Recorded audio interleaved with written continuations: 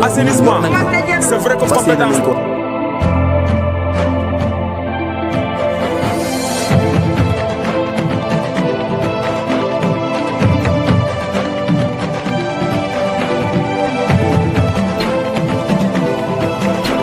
ngeen tàcc bu baax jigéen waa Joal Fadiouth. léegi nag dañuy jox kàddu gi ki nga xamante ni moo di madame Ba Oumou Kalsoum Ndiaye présidente de la commission femme de l'Amnesty.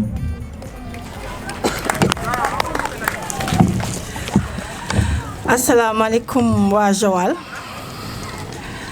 maa ngi nuyu ñëpp di jaajëfe ñëpp di ko commencé ci sunu papa yi toog nekk di ñu teeru dëkk bi di rafetlu seen taxawaay fii ci ndaje bi di nuyu sama mbokk jigéen ñi ñu jàkkaar di nuyu sama mbokk jigéen ñëpp parce que oote ñu wuy si la dafa neex di wax léegi lenn rek délégation laa àndal ñu jógee ñi Thiès ñi Dakar muy waa Amnesty ñu ñëw pour waxtaan si ak waa Joal sunu teewaay tey dafa ne tombeek mois de mars ci célébration journée internationale de la femme du ma waxati journée damay wax mois de la femme ndax ñu ngi ci ba tey mois de mars bi thème ren bi dafa doon wax ci environnement ñu ngi koy tuddee changement climatique et leadership féminin mooy thème international bi ci thème international boobu Sénégal daal di def benn reformulation am nu mu ko tëggaatee di wax égalité des sexes aujourd'hui pour l'avenir c'est-à-dire buñ ne égalité du yamalee ci kàttan mais jigéen lu mën-mënu jigéen ak mën-mënu góor mu àndandoo jëmale kanam dundin bi mooy l'avenir naka lañ nar a dundee tey ak suba ak suñu génération doom yi ñëw léegi nag lu tax ñu tànn Jiwaalo parce que bu ñu waxee climat Joal dafa occuper benn rôle bu am importance te comme ni ko sama mbokk mi Fatou waxee sànq dafa nekk benn mbëbët boo xamante ne jëloon nañ ko am na ñaari at ci ginnaaw yàlla def mu am ndog-ndog muy corona bi dugg si li ñu mbëbët yëpp comme ci mbëbët yi ñëpp jëloon feebar bi jël nekk loolu lu jiital ñëpp ci seen bagage ñu bàyyi lépp mu daanu ci suuf léegi yàlla def nag ren ji bi ñu waxee ne dañuy defaat activité moom Fatou mu taxaw ne mun naa ko defaat Joal parce que waa Joal bëgg nañ leen recevoir bëgg nañ ñëw déglu ci waxtaan donc pour wax leen na rek ne Amnesty daf fi ñëw pour waxtaan ak waa Joal ci environnement wax également ci jigéen ban taxawaay la jigéen war a am ci environnement bi lu tax Amnesty lan moo lëkkale Amnesty ak environnement Amnesty dafa nekk mbootaayu international boo xamante ne am na ci àddina bi yépp la am lan moo ko tax a jóg àq ak yelleefu doomu aadama lu ko mën a jëmale kanam fépp fu ñu fay suuxalee àq ak yelleefu doomu aadama Amnesty jóg na pour xeex loolu ci tànk yooyu nag la ñu gis ne environnement bi ren international dañ ko jël def ko mu nekk ci kanam ndax gis nañu changement yi gis ngeen mois de mars daanu woon sedd yooyu te gis ngeen temps yi dëkk bi ni mu seddee loolu yëpp dafa bokk ci changement climatique yi te yéen ñi dëkk Joal yaakaar naa ci biir waxtaan bi di ngeen di wax yéen lan ngeen dundee changement climatique bi loolu moo taxoon ñu tànn seen dëkk bi Joal bi ma waxee Amnesty lan mooy liggéeyam Amnesty défendre les droits de l'homme mooy àq ak yelleef doomu aadama moo ko tax a jóg naka lañu mën a dimbalee doomu aadama yi mooy wan leen ne leen par exemple bu ñu gisee ne seen àq mu ngi suuxat fii ñu jàppale kooku ba mu génn ci lëndëm googu dem ci leer bi mooy mu xam li mu moom jël ko ñun ci loolu la ñuy yëngatu. Joal le choix de Joal lu tax ñu tànn Joal parce que dëkk yi bari nañu Fadiagne mu ngi fi Joal mu ngi fi mais Joal dafa occuper benn rôle bu am importance ci économie du Sénégal mais également en matière de littoral loolu moom du ma ci sori sax ndax am na expert boo xamante ne indi nañ ko fi ma profité ci occasion bi ma présenté ko muy monsieur Thiandoum monsieur Thiandoum mu ngi représenter le chef de service de l'aménagement du territoire de la région de Thiès. Donc ici moom dafa ñëw moo représenté fii jàppale ne moom mooy représentant ministère de l'environnement parce que bu ñu ne aménagement dafa ëmb lu bari ci territoire bi te ci territoire bi yaakaar naa ne géej gi ci la bokk littoral bi ci la bokk te yaakaar naa ne Joal mu ngi jouer rôle bu am importance ci pêche bi mu ngi jouer rôle bu am importance ci économie te également bu ñu ne Joal dafa occuper une place importante sur le littoral ak superficie du Sénégal par rapport à l'océan et tout donc ça veut dire que yéen waa Joal yéen a ngi dund changement climatique yooyu léegi nag lu tax jigéen parce que jigéen comme ni ñu koy waxee ñoom ñooy xam toujours ñoom ñooy njëkk a yëg méttit yi fu mu méttee ñoom ñoo koy njëkk a yëg yéen jigéen ñi toog nii yéen a ngi ci géej gi Fatou wax na ko sànq yéen a ngi ci transformation bi yéen a ngi ci géej gi yéen a ngi ci yéet bi yéen a ngi ci jën yi lépp loo xamante ne moo nekk yéen bu ñu xoolee seen liggéey mën nañ ne yéen ay acteur de développement yi ndax nappkat bi bu nappee bu demee géej ba ñëw yéen ay tax ba jën yi tas ci marché bi ba jën yi nekk ci biir cin yi kon nag yéen a ngi jouer benn rôle déterminant kon nag bépp suuxat boo xamante ne napp gi mu ngi koy dund foog naa yéen ay nekk les premiers témoins yéen ay njëkk a nekk ñu ngeen mën a taxaw wax ne lii ak lii la ñuy dund lii ak lii la changement climatique bi indi ak tam yéen seen bopp yéen a mën a wax ne ñu xalaat ensemble lan ak lan lay mën a def ba nga xamante ne changement boobu noonu du impacter négativement ci sunu dundin loolu daal laa bëggoon wax ci lu gàtt bàyyi parce que mu ngi guddi te dañoo nekk tam ci dëj na dafa am sunu benn mag sunu xarit sunu kilifa ci Amnesty bu fi wàññeeku tey ci suba Fatou am na ay jafe-jafe pour organiser journée bi mais ñun tam bu dul woon cofeel gi ñu am ci Amnesty ak ki fi wàññeeku cofeel gi mu am ci Amnesty kon yaakaaroon naa ne activité bi doon nañuy fomm yëpp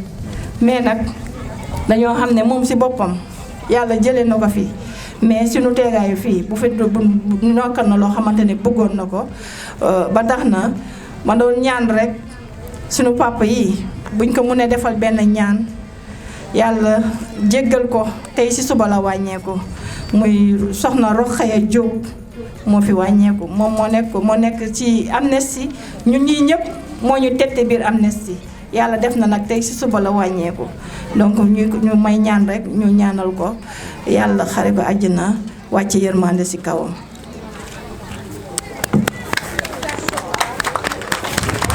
joxal leen ko bu baax. waaw joxal ma sama papa bi micro bi mu defal ko benn ñaan bu mu nee nii. sallallahu taala alihi wa ala alihi wa sahbihi wa sallama tasliman subhana rabbika rabbil izzati amma yasifuna wa salamu ala al mursalina walhamdulillahi rabbil alamin. commission femme u Amnesty balaa ñuy jox kàddu gi président wu SRAC dañ leen di wax rek ne def nañ benn genre exposition bu ndaw fii ay produits halieutiques yi waral waxtaan bi léegi dañuy jox kàddu gi kii nga xamante ni moom mooy monsieur Thiandoum. muy le PSE muy plan Sénégal émergent ku nekk yàgg ko dégg ñu koy wax dafa am ay objectifs yoo xam ne dañ ko jox ci wàllu napp li tax ma leen di wax loolu mu am solo c'est juste pour vous dire que lépp luñ fiy wax rek géej naam waa Joal am nañ tefes waaye waa Joal kese amuñ tefes donc impact yi xew feneen day impacter Joal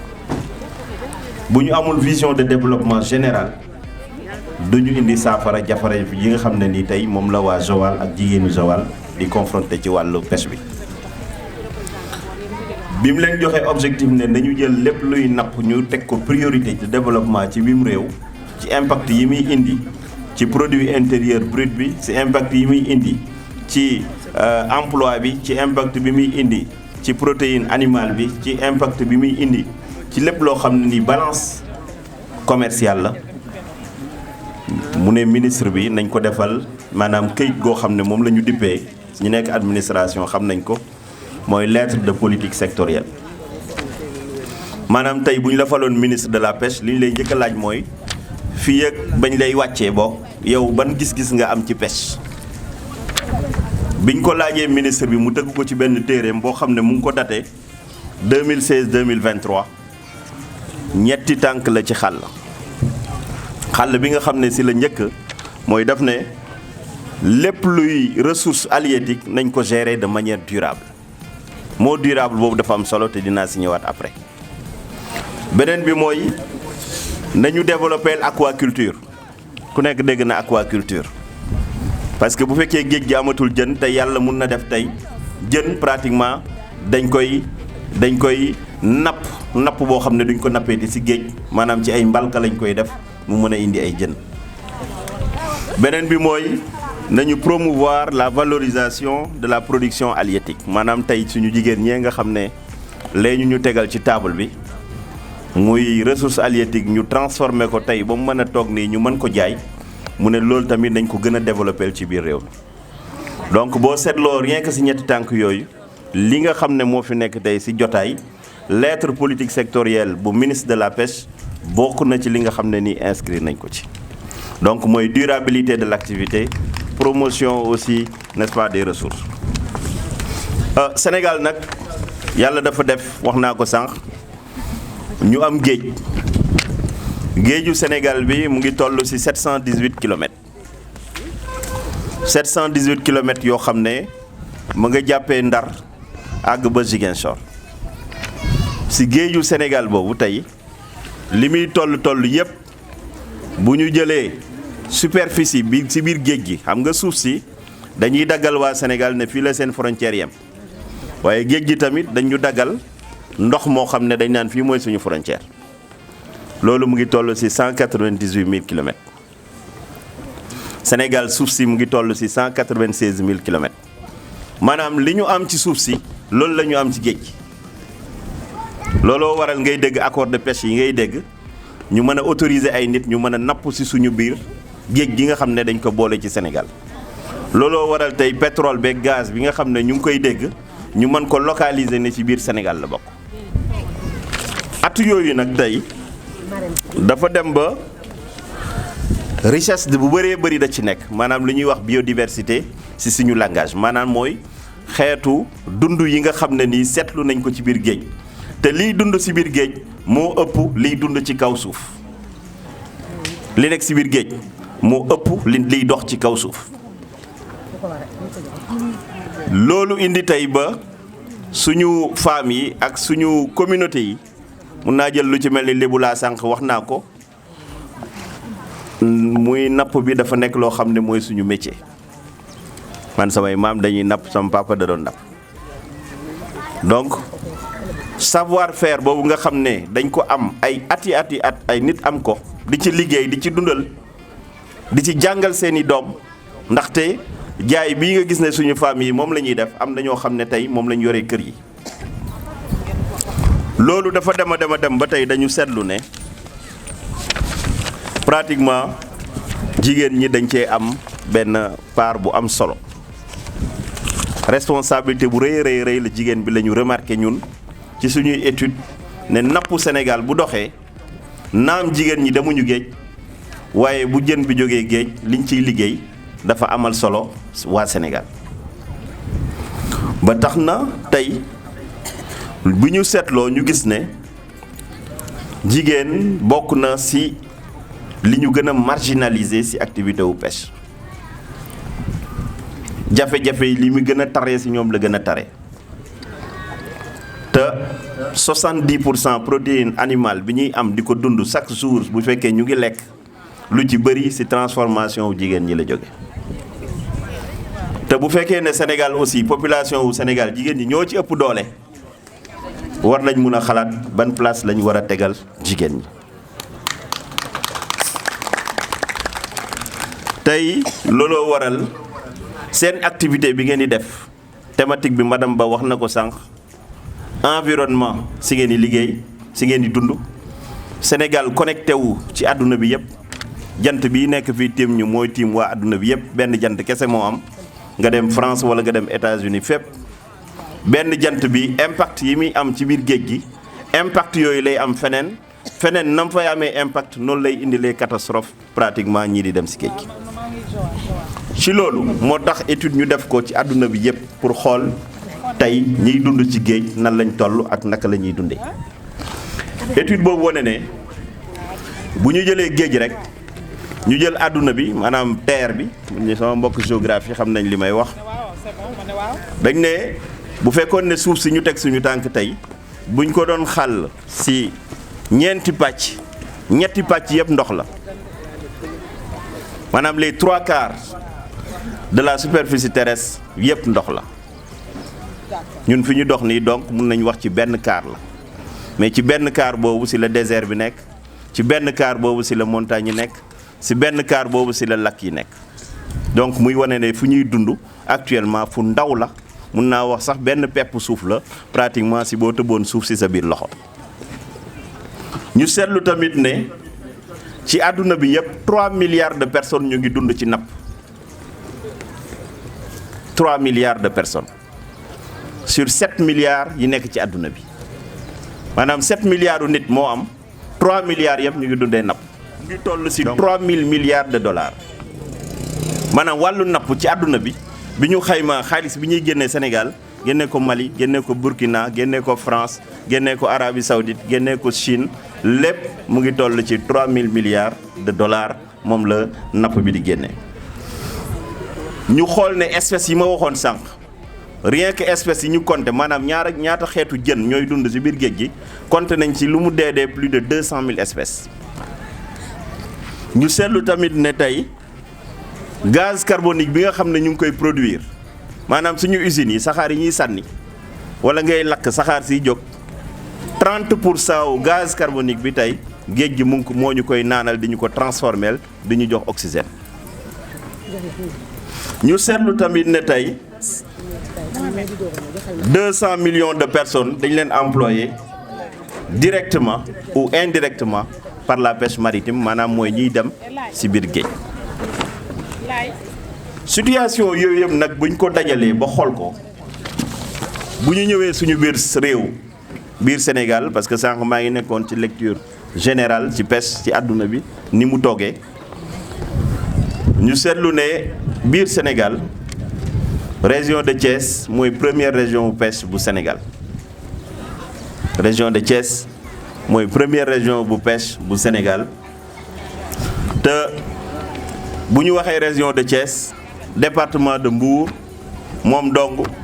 mooy 90% wu mise à terre yi département de Mbour moom donc xam nga ne pêche konk bu ñu koy wax ci département bi bu ñu koy wax ci région bi Mbour a tax ñu wax te bu ñuy wax Mbour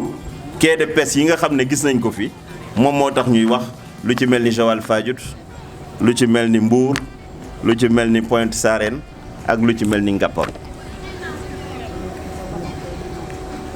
ñu seetlu tamit ne dans le département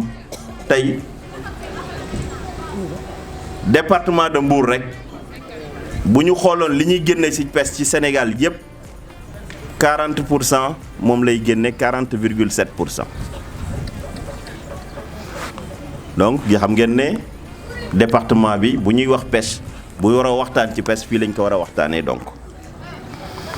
région de Thiès. Sénégal wax naa leen 718 kilomètres la am ci géej gi région de Thiès kese moom 200 kilomètres yi donc bu ñuy waxee pêche tamit région de Thiès war na toog mu waxtaan ci. ñu seetlu ne loolu tamit boo ko seetloo de Joal Fadiouth jàpp ba Fass Boye lépp ay quai de pêche am na fi yoo xam ne mu ngi indil napp. non seulement pour le Sénégal waaye day jouer ci balance commerciale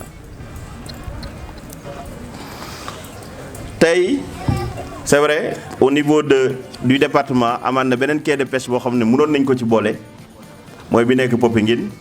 mais peut-être que kenn du ko ci mën a goole parce que reconnaître guñ ko dafa am ay quai de pêche yoo xam ne moom la Union européenne reconnaître yoo xam ne pratiquement mun nañ fa def dara pour que mu mën a dugg ci seen activité marchande. alors bu loolu weesoo très rapidement rek parce que xam naa ne peut-être toogaay bi mu ngi métti ñëwaguma ci jigéen ñi ba léegi dama leen bëgg a conscientiser sur pêche bi importance bu mu am. Alors Joal Fadiouth dafa am loo xam ne peut-être ci région de Thiès ay localités yu bari amuñ ko li mu am mooy mun nañ wax ne mooy porte île du Saloum man yàlla dafa def pendant juróomi at ma nekkoon chef de service régional bu région de Fatick mais bi ma nekkee Fatick dañ doon seetlu ne heure yi ñu nekk ni tey boo demoon Jifeer wala nga dem Palmarin da ngay gis ne gaal yu bari duñ fa teer dañuy préférer jubal Joal wala ñu préférer jubal Mbour ñun loolu bañ fa nekkee daf ñu posé woon problème ndaxte région de Fatick mooy 5e région de pêche bu Sénégal te région de Fatick bu ñu xoolee pêche bañ fay génne li nekk ci géej gi ak li nga xamante ne nii dañ koy génne ci delta du fleuve Saloum bi dafay yokk ce qu'on appelle la compétitivité territoriale de la région mais région de Fatick dafa frontalière donc ak commune de Joal donc commune de Joal dafa nekk porte pratiquement au delta du Sine Saloum loolu Fass Boye amu ko loolu même boo demee Popenguine wala nga dem Ndayane wala nga dem beneen localité ba Kayar amuñu spécificité boobu donc muy vulnérabilité boo xam ne nii am nañ ko ci delta du Saloum bi activité pêche bi nekk fi seq ko entre Fatick ak Joal impact environnement yi suñ ko boolewul dans la stratégie mun nañ wax ne d'ici quelques années problème mun na am ci dëkk bi loolu moo waral am na yu bëri noté woon naa ko waaye xam naa ne dinaa ko sauter pour ma dem ci essentiel bi mooy ci wàllu armement bi nan la Joal Fadiouth tooge ci wàllu jumtu ngaat yeneen yi nga xam ne am na ci mais lépp dinañ ko ci bàyyi waaye am na benn point boo xam ne dinaa ci taxaw muy la transformation artisanale bi dafa am luñ ci seetlu liñ ci seetlu mooy dafa reculer maanaam dafa dellu ginnaaw li mu delloo ginnaaw mooy dañu seetlu ne quantité yi ñuy transformer ak xaalis bi ñu ciy génn dafa wàññeeku de 15 à 26% en 2020 maanaam daaw dañu seetlu ne dafa dellu xaalis bi ñu ci doon am dafa dellu 20% quantité yi ñu ciy génnee dafa dellu 15% te loolu foog naa ñi nekk ci géej gi jigéen ñi wala lañ seetlu ne peut-être lañ doon am amatuñ ko léegi ñu seetlu tamit ne 18 700 tonnes de produits moom la ñu transformé ci département bi ñu xayma ko à peu près mu nekk aux alentours de 13 798 012 francs CFA ci produits yi nga xam ne dafa dem géej dafa dem keccax dafa dem Tambajeng dafa dem aileron ak dafa dem yéet bi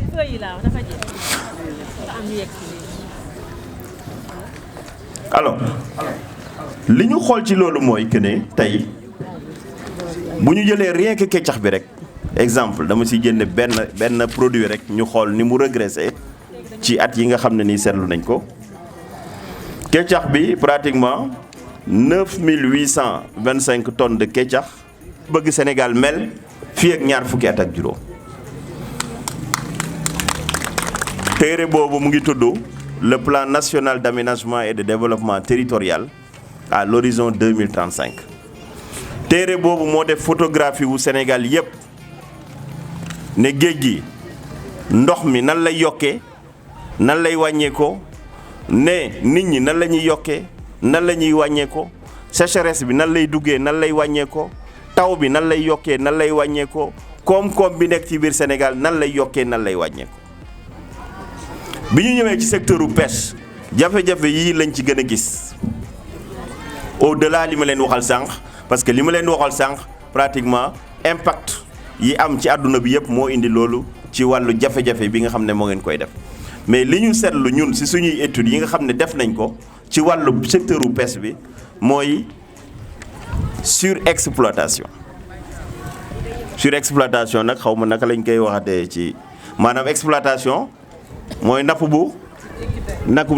jéggi dayoo. napp bu jéggi dayoo dañ ko seetlu ba pare pratiquement liñ ko fi def bariwul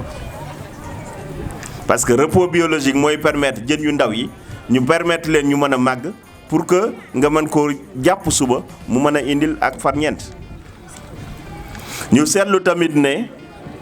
ba léegi persistance mauvaise pratique yi dafa am maanaam filet de pêche yi dañ koy jéem a organiser pour wax ban filet la ñu war a mën a nappee ban jën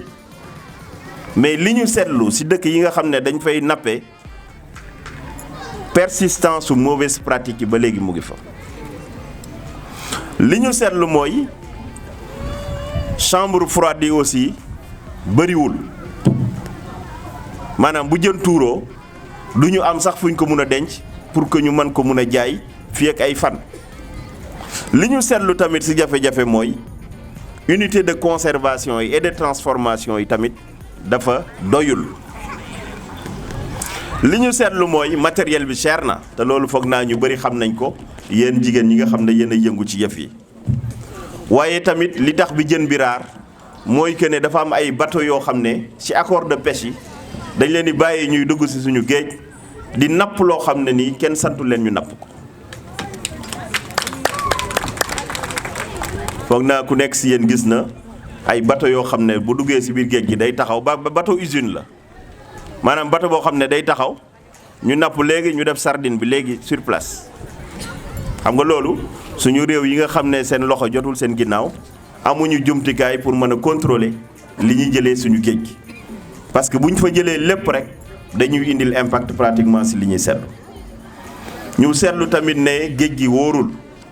géej gi ba léegi mu ngi yëngu géej gi ba léegi aussi mu ngi rey loolu tax ñu jàpp ne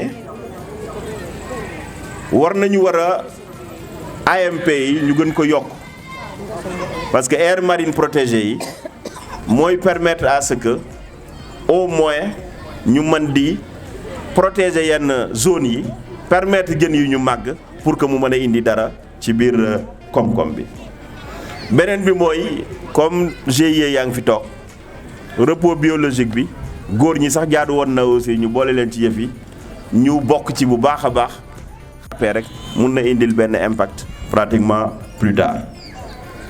ñu seetlu ne tamit il faut ñu subventionner pratiquement équipement yi ak matériel de pêche bi ndaxte quand même cher na bien que état bi mu ngi ciy def ay jéego yu am solo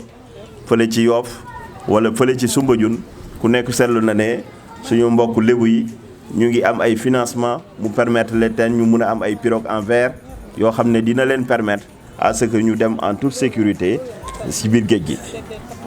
mooy fibre verre yi nga xam ne nii ñu ngi koy def. alors ci loolu souvent yéen jigéen ñi li nga xam ne bëgg naa ko wax dafa nekk benn cas spécifique pour jigéen ñi jafe-jafe yi nga xam ne tamit càmbar nañ ko ci ñoom mooy ay jafe-jafe yu ñuy am ci wàllu accès ci transport bi ci wàllu accès yu ñuy am aussi ci glace bi parce que souvent bu fekkee ne naam góor ñi ñooy dem géej waaye jigéen ñi ñooy transformé mais la baax maanaam la am solo ci biir napp bi pratiquement góor ñi ñoo koy jël au détriment wu jigéen ñi. ñu seetlu ne tamit financement bi nekk na problème bien que état bi aussi mu ngi ciy def ay jéego waaye comme am ngeen ministre boo xam ne mooy maire di doon jigéen aussi jàpp naa ne dina gën a yëngu ci financement wu jigéen ñi parce que plus ñu leen di jàppale ci xaalis plus ngeen mun a am benn autonomie pour mën a gérer seeni activité ñu seetlu tamit que ñiy dem géej naam jigéen ñi ñu ngi ci waaye seen formation dafa des donc renforcement de capacité bi nekk na jafe-jafe boo xam ne nii aussi études yi wane nañ ko nekkul n'importe ku jóg rek moo war a mun a yëngu ci yëf yi bu fekkee ne joxuñ la au moins le béyaba.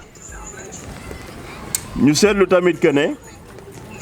de plus en plus jigéen ñi nga xam ne dañ bëgg a dem ci piscicole bi dañuy am ay jafe-jafe wax naa sànq ne nañu def la promotion de l'aquaculture mais bu fekkee ne jàppalewuñ jigéen ñi pour ñu dem ci loolu tamit mun na indi ay jafe-jafe ndaxte activité wu góor lay doon ba jigéen ñi duñ ci mën a gis seen bopp bu baax. alors leneen li nga xam ne nii aussi c'est important ñu taxaw ci seetlu ko voilà mooy ci wàllu améliorer wu égalité wu sexe madame Ba wax na ko sànq bi ñuy wax parité bi ñuy wax genre parce que léegi ku nekk dégg na genre nekkul tollale góor ak jigéen parce que góor ak jigéen yàlla moo def ma ne mënuñ tolloo waaye ku nekk ak bëgg-bëggam nga jox ko la mu war a la mu méngool loolu mooy genre maanaam kii nga xam ne lii la méngool boo amee ñaari xale exemple boobu la ñuy gën a joxe bu ñuy expliquer genre boo amee ñaari xale yuy seetaan stade match miir bi nekk seen kanam kii njool kii gàtt doo ñëw rek bàyyi leen ne leen ku mën a seetaan ku mënul seetaan dafa mel ni ku am ñaari jabar nga ne da ngay def égalité nga dem jënd benn paire chaussures 39 pour sa ñaari jabar yëpp bu ñëwee nga leen damay tollale waaw xam nga da ngay tollale nga dem jëndal sa ñaari jabar yëpp ku nekk paire 39 ne leen léegi man égalité laay def loolu mooy égalité différence bi mooy équité mooy sa ñaari jabar ku nekk tànkam daa am nu mu toll nga jëndal ko dàll boo xam ne dina méngoo ak tànkam loolu mooy équité loolu la genre mel genre nekkul que ne dañuy tollale góor ak jigéen parce que mënuñ tolloo loolu yàlla moo ko def suñ cosaan ak aada sax peut-être nanguwu ko mais li ñu mun mooy jigéen dafa am loo xam ne noonu la ko yàlla bindee am lu mu méngoo ñu jox ko loolu pour mu mën ko def góor am lu mu mën a def ñu jox ko loolu pour mu mën ko def su ko defee mu doon njariñ pour ñëpp ci wàllu napp bi am na partie yoo xam ne jigéen ñi rek ñoo ko mën a def lan la ñu laaj pour ñu jàppale leen foofu la état bi war a mun a taxaw beneen bi wax naa ko sànq parce que suñu autonomisation des femmes bu fekkee ne jigéen ñi jàppale wuñu leen bañ mën a demal seen bopp tamit mën na jural ay jafe-jafe wax naa ko sànq ci wàllu formation bi jàpp naa ne GIE bi war na ci taxaw renforcement de capacité ñu yokk xam-xam bi surtout léegi technologie yu bees yi dafa taxaw ba nga xam ne ni koo ko xamul rek pratiquement doo mën a interconnecté wu. beneen bi mooy aussi ñu créer ay coopératives parce que coopérative yi dina permettre ñu partager savoir yi dina permettre ñu partager risques yi dina permettre aussi mu am esprit de solidarité si yenn activités yi nga xam ne ni jigéen ñi ñu ngi koy def seen biir waaye loolu lépp développement durable bu fekkee ne benn ku nekk si ñun kuy def activité sóoraale woo que ne activité bii ngay def mën na impacter si climat bi jàppal ne yaa ngi rey sa bopp waaye yaa ngi rey sax sa doom yi nga xam ne yaa leen yore ndaxte gis ngeen forum mondial de l'eau bi nga xam ne ubbi nañ ko barki Dembo Ndiaye seetlu bi ñu def mooy 3e guerre mondiale ndox mën na koo indi te bu ñu waxee ndox nag waxuñ ndox mu ñuy naan kese mais ndoxu géej si la bokk parce que tey ku dem fële ci Mamel am na usine de dessalement de l'eau de mer boo xam ne tey état du Sénégal da ko mettre en place pour que ndox bi ñuy jëlee lac de Guiers di alimenter Dakar mu am benn partie boo xam ne nii maintenant géej gi la ñuy transformer ndox mi di ko def ndoxu naan nit ñi mën ko naan te buñ ne géej rek laal nañ fépp parce que wax naa sànq ne 3/4 àdduna bi yëpp ndox la changement climatique yooyu moo waral tey ba fi ñu nekk nii boo ko seetloo sànq taxaw naa ma xool boulevard bi pratiquement ñetti garab laa fi compté boulevard bi ñu toog xool naa ko cat ba cat sànq xool ñetti garab laa fi gis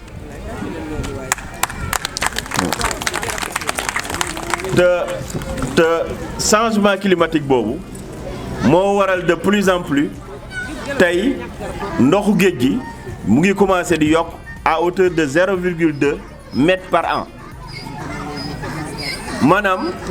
bu ndoxu géej gi yokkee àdduna bi ñu seetloo wax naa la ne pratiquement ñiy dund ci géej gi ñiy dund ci tefes bi ñoo ëpp bu ndoxu géej gi yokkee ay îles yu bëri dootuñu amati ci biir àdduna bi bu ndoxu géej bi yokkee ñi nekk fii tey dëkk seen kër tabax ko ba mu normal bu ndox mi yéegee ñoom dañuy obligé dem tey loolu la ñu gis Thiawlène loolu la ñu gis Saly loolu la ñu gis ci gox yu bëri ci Sénégal te dara waralu ko parce que dafa am ce qu'on appelle un avancement, n'est-ce pas, de l'eau de mer.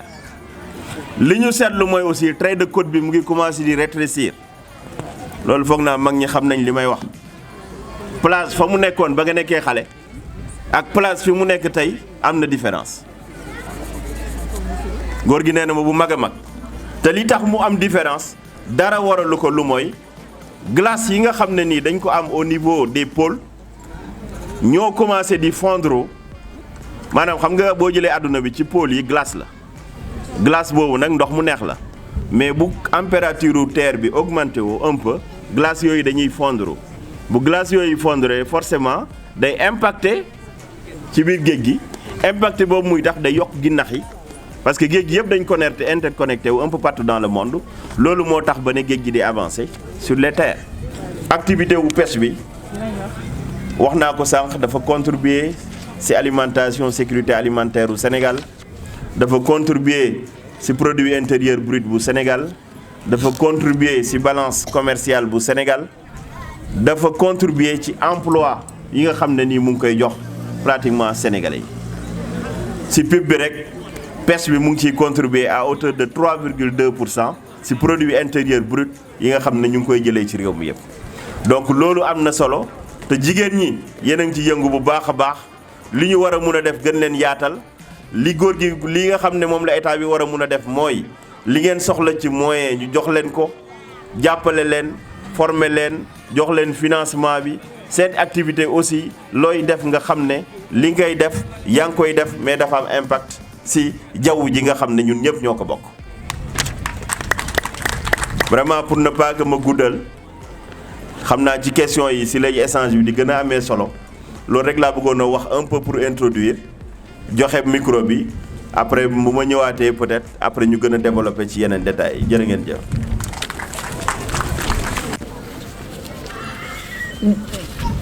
pêche place bi mu am ci àddina bi mu jóge ci loolu ñëw ci Joal place bi mu am ci pêche ci économie du Sénégal loolu mooy contexte bi wax na tam ci jigéen mais comme que waxtaan bi ëtt la waxtaan la ñu gën a jàpp ci waxtaan bi régression bi mooy wàññute bi surtout yéen ñi nga xamante ne yéen a yëngatu ci géej gi moom jël na ñaari année 2019 2020 te boo leen seetloo ci chiffres yi mu joxe muy chiffres yi wax ci transformation bi ressources yi li génn ci géej gi ak li nga xamante ne moom la ñuy nappee ci géej gi ñaari activités yëpp wane na ne dafa dellu ginnaaw te dellu ginnaaw boobu tam wax na li waral dellu ginnaaw boobu muy climat bi li tax ñu muy environnement bi mais également ci problème yooyu mu wax cause yi mu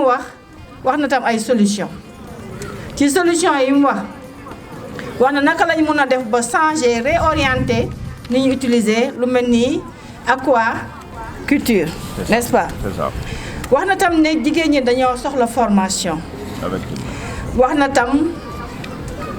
des unités de froid noo xamante ne dinañ mën a denc les produits parce que toujours ñu dégg ko ci quai de pêche yi jigéen ñi di wax jafe-jafe yi ñuy am pour denc seeni jën mais également jafe-jafe yi ñuy am pour transporter jën yi jëlee ko ci fii yóbbu ko fële kon nag yaakaar naa ne waxtaan bi taxaw na te ñun li ñu taxawoon jóg rek mooy waxtaan ak yéen yëkkati problème bi ku ci nekk wax sa xalaat ñu trouver ay solution loo xamante ne dinañu jëme kanam ba tax na ku ci nekk niñ daan dundee bu ñu mënul delluwaat ci noonu ñu xool naka la ñu mën a defee ba jafe-jafe yi taxaw suñu kanam parce que dem na ba ne bu ñu moytuwul ci ndóol la ñu jëm dinañ def ba tel set ba ko ndóol boobu nga xamante ne ñu ngi koy séentu du mus a yegsi kon nag ma delloo micro bi la maîtresse de cérémonie mu jox ko femme yi ñu waxtaan parce que loolu moo ñu fi tax a jóg waxtaan la weccante xalaat yéen a moom kàddu gi ñu jéem a waxaat tënk waxtaan bi rek balaa timis di ñu fi fekk. bu am ñesi léegi dañuy jox kàddu gi jigéen ñi bu amee kenn koo xamante ne dafa bëgg a poser question ci conférencier yi panélistes yi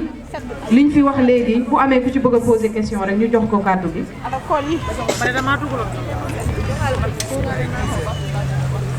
wala ku bëgg a joxe xalaatam aussi ci thème bi.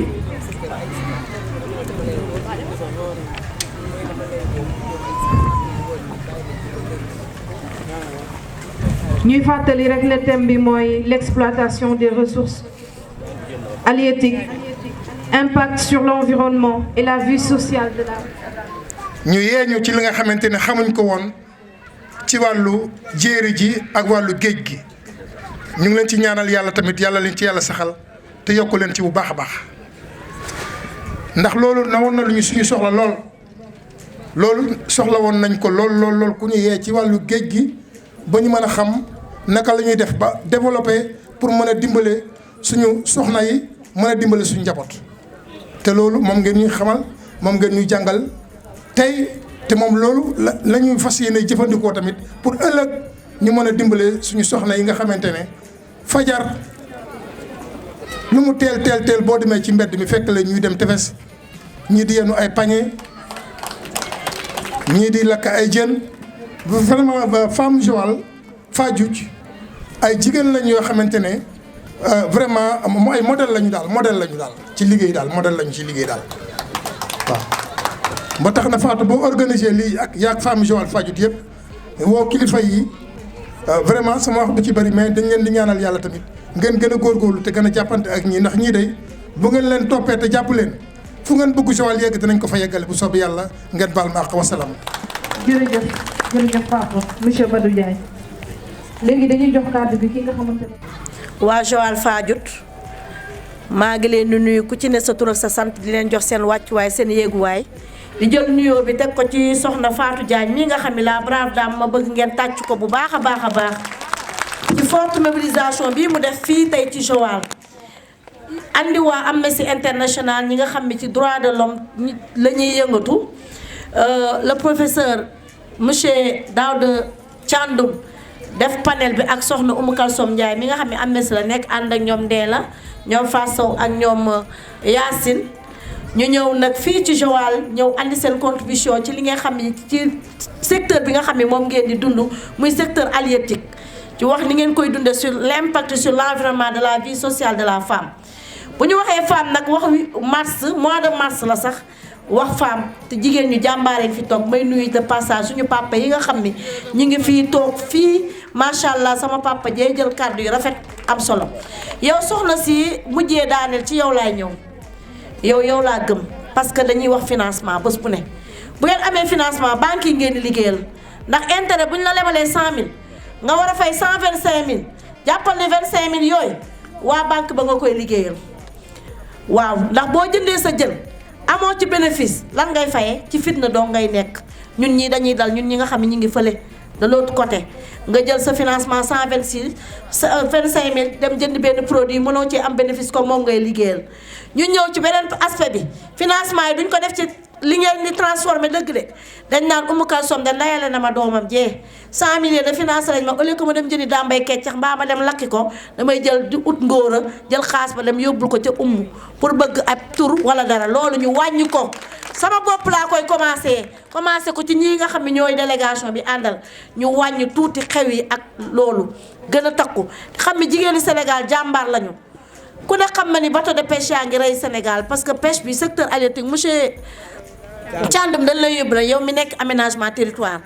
vraiment ci ministre de la pêche que ni femmes yi sonn nañu parce que bu ñu amatul jën yoo xam ne mën nañu qualité jën yoo nga xam ne dañ ko mën a lakk aussi day am problème loolooy andi cherté maanaam jën yi boo bëggee jënd kees yaboy ndax fii daa nañ fi jënd damba géej bu ñu xarul man mii dama ko daan jaay géej bu ñu xarul 600 francs la daan jar kilo bi wala 500 francs léegi mënatoo koo am soo demee marché Thiès 1800 lañ la koy jaayee wala 2000 francs bu ñu demee ba yéet liibaru yéet di jar 2000 francs kon xam nga ne affaire yi kon metti na jàmbaar ngeen macha allah bëgg ngeen liggéey ay jigéen ju mën góor ndax daanaka jigéen ñee yor kër yi nag ndax suñu papa yi toog suñu joxee dépense 1000 francs di ngeen ci yokk 1000 francs suñu joxee dépense junni di ngeen ci yokk suñu ñaari junni ndax macha allah suñu papa yu góor yi dañoo bëgg a lekk lu neex te képp kuy jigéen di boo yokkul dépense di nga ko wàññi kon nañu wàññi suñu bëgg-bëgg wàññi suñu coono yi def parce que dinañ sonn de ndax kii nem ca fuur ba lakk sa keccax sonn ci bay bëgg a dee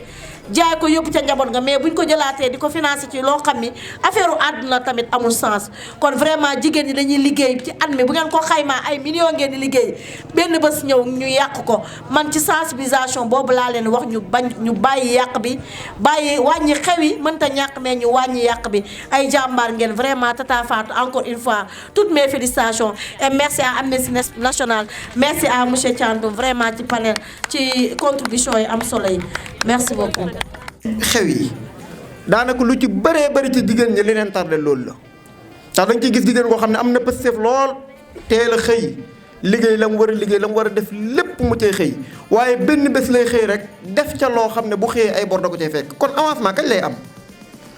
léeg-léeg dañu ñëw naan jigéen ñi pour ñu avance jigéen ñi pour ñu liggéey waaye ñi ngi liggéey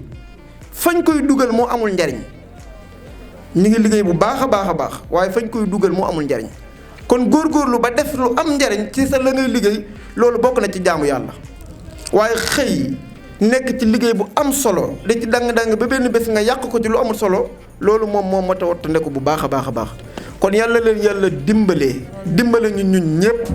ndax jigéen kat moo dimbale góor ñi ñu ngi def seen kéemtalaay kàttan waaye ni ko am benn soxna su ko waxee rek mooy saa yu ñu defee benn jigéen ñi def benn kon loolee yàlla na leen ci yàlla jàppale yàlla na leen yàlla gën a defal tawféex lii ngeen def sëñ bi am na solo lool su ko defee nag baraana lu mel nii loo xam ne day daje ci daje yu mel nii waaye bu noppee France lay doon mooy dinañ daje wax ay wax tënk ay tënk waaye ndax jigéen ñi danañ gis loolu yéen nag ñu ngi leen di soññi lii ngeen fi wax ak jigéen ñi seen xalaat ak seen bëgg-bëgg yi ñu fi bëgg